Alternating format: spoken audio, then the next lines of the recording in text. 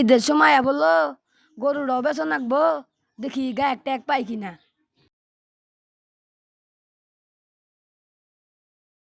2 দিন ধরে কোনো ধান্দা ধান্দা নাই, যাই দেখি বাজারে কোনো মুরগি টুরগি পাই কিনা।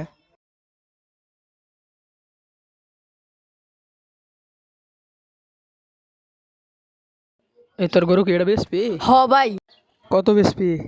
1 লাখ। আচ্ছা খারাপ দেখতাছি, কি ভাই কি করন যায়। একটা কাস্টমারও পাইলাম না, কি ভাই কি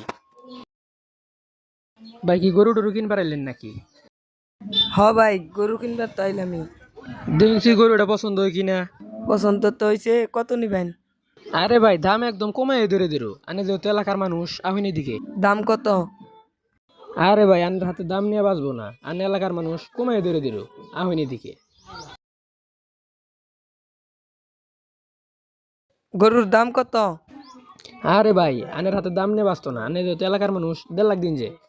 1.5 লাখ? আমার তো এত পুষতাছে না, 1 লাখ নিন। আরে ভাই 1 লাখ টাকা কম হয়ে যায়, আনে 5,000 টাকা কম দিন জানি। এত টাকা দিয়ে তো নিতে পারতাছি না, একটু কম জানি নিন ভাই। আমি 1 লাখ হইলে নেহামু। না ভাই 1 লাখ কম হয়ে যায়, 1,30,000 দিন যে। 1,10,000 জানি নিন। আন্নের কথাও থাক, আমার কথাও থাক। না ভাই 1,20,000 দিবাই। না, 1,10,000-ই থাক। ভাই কি হলো? আরে ভাই এদিকে আও, তোমার গরু তো আমি বেঁচে দিয়েছি, তুমি আবার এদিকে আইসো কে? ভাই 1 লাখ নিচে কিন্তু বেচবো না। সমস্যা নাই, 1 লাখই বেচা দিয়াম। এদিকে আও, তুমি একটু ওই দিকে যেয়ে দাঁড়াও, আমি দাম ফাইনাল করতেছি। তা ভাই কোন গরু কিনি ভাই? ভাই বেশি দাম হয়ে যায়, এত দাম দিয়ে গরু কিনে আম না। না ভাই 1,20,000 দিবেন। 1,10,000 দিতাম। না না না, আমি এই গরুই নিব। তাহলে ভাই এখন গরু নিয়ে যান।